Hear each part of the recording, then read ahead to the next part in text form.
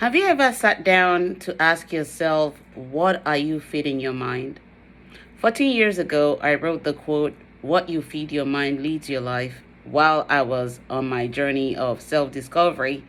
And it was because never really took the time to sit down to look at the things I was feeding my mind with. But I was tired of going and going and going and failing at a lot of things. And I had to take a moment, a pause from everything, took a sabbatical from everything outside myself, and began to sit down, to introspect, to heal myself, and to look at my journey and say, what have I been feeding myself? Part of my discovery was that I was feeding myself with a lot of the beliefs I inherited, generational beliefs, societal beliefs, traditional beliefs, cultural beliefs, peer pressure beliefs. And it goes on and on. There are so many beliefs out there that we inherit that become our own limited beliefs. And there are also limits that we create based on all those things that we fed ourselves. But in my journey, I began to really ask, what do I know about myself outside of what everybody has conditioned me with? And if you look at your life, it's the same thing. What do you truly know about yourself outside of what everybody else has told you about yourself? Reality is that we don't truly know anything about ourselves. When people come into our lives and begin to show us things that we do not like, we think it's about them. But we don't take that moment to pause and introspect and reflect, self-reflect, to see that all those things that we don't like are the things that we need to stop allowing, because we're accepting those things as a norm. And if you look at it, even starting from the food that we eat, who told you that breakfast was what you needed? Who told you that lunch was what you needed? Who told you that cereal was what you needed to eat? Society, culture, parental. But what do you understand about what your body needs to stay healthy? If you are not really going within and looking at yourself and knowing yourself and understanding your body and understanding what you're feeding it. And based on that analogy, I want you to begin to look at your life today and say, what am I feeding my thoughts? What do I know that I need? Have I identified my core values that will help me guide my journey into understanding what I need? And when I understand what I need for myself, I will be able to determine those people that I need in my life to help me as complementary, not meet your needs. They will complement your needs and help you fulfill your purpose for the journey that was handed over to you by God when you were created.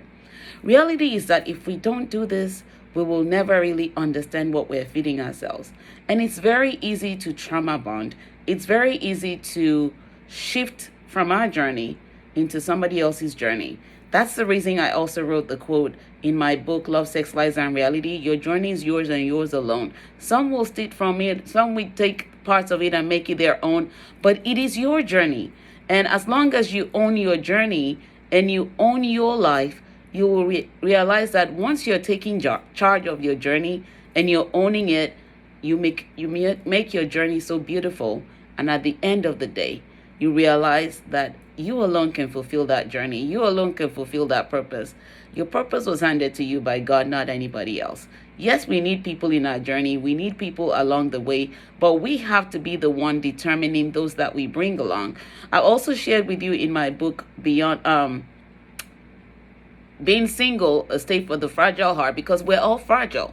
And you have to look at it that there are 4 purpose people that you will meet in your journey. The purpose helpers, the purpose pushers, the purpose killers, and the purpose stoppers. The killers and stoppers are the ones that are going to take you out of your journey. They're the ones that are going to move you into spaces where you don't belong.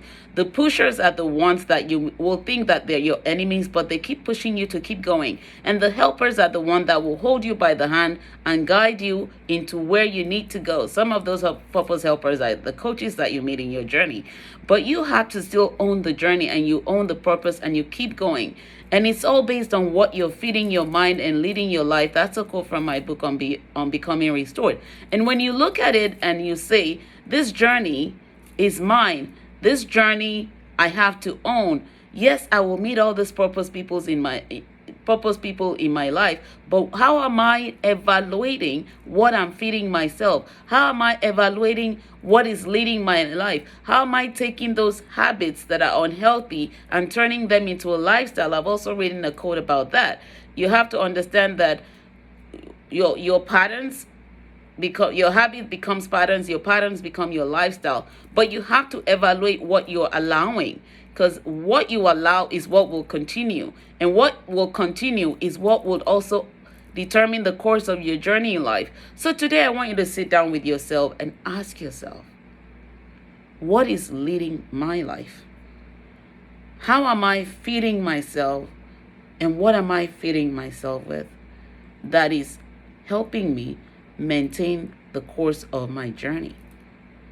How am I allowing other people to silence my voice and feed myself with their opinions? Remember, their opinions is based on where they're operating from, not necessarily where you need to be in life. Remember, it's your journey. And so you have to decipher what you're feeding yourself. People can give you advice based on where they're operating from. People can share their opinion based on where they're operating from, but you still need to sit and evaluate the opinions and the advice and see how is it in alignment with your purpose and your journey. And then you determine what you feed yourself with, because as you consume, you would also produce. And whatever you're producing is based on what you're feeding yourself, what you're consuming. And so if you're not feeding yourself right, your life will be led in a path that is not meant to be yours. You may be mirroring somebody else's journey, and that takes you off your path into their path. And at the end of the day, you may not even fulfill your purpose. So sit down with yourself today and begin to journal down your thoughts. What are you feeding your mind based on the thought process? Are your thoughts factual? Are they truthful? Are they meaningful? Do they help you uncover things that you need to uncover in your journey? Do they take you off the course of your journey? How are they in alignment with your life's purpose? How are they in alignment with your core values? You see, your core values are what make you stay intact, grounded, and keep your integrity going.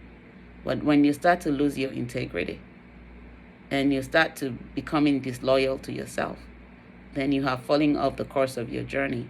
And that's the beginning of losing yourself in life.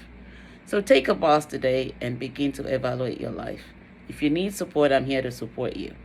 But always remember, your journey was handed to you, and only you can give an account of it. Take care of your journey. It's yours and yours alone. Remember, the only one who can stop you on this journey is you.